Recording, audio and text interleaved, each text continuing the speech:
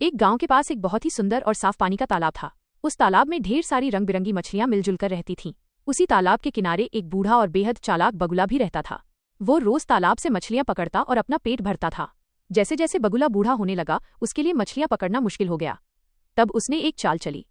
एक दिन वो बहुत उदास चेहरा बनाकर तालाब के किनारे खड़ा हो गया।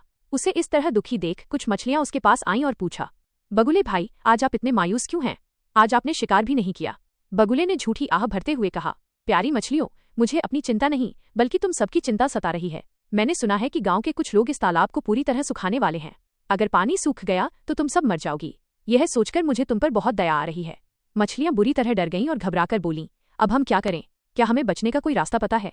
बगुले ने अपनी योजना बताते हुए कहा, यहाँ पास ही में एक बहुत बड़ा और गहरा तालाब है जिसका पानी कभी नहीं सूखता। अगर तुम मुझ पर भरोसा करो तो मैं एक एक करके तुम सबको अपनी चोंच में दबाकर वहां सुरक्षित पहुंचा सकता हूँ।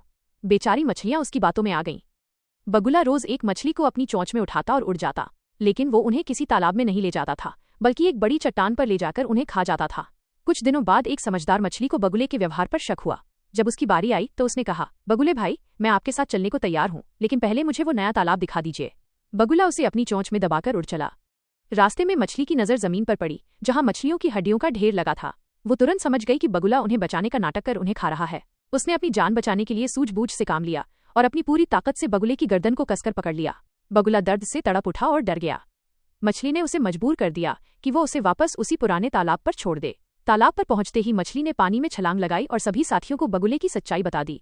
सच्चाई जानकर सभी मछलियां सावधान हो गईं।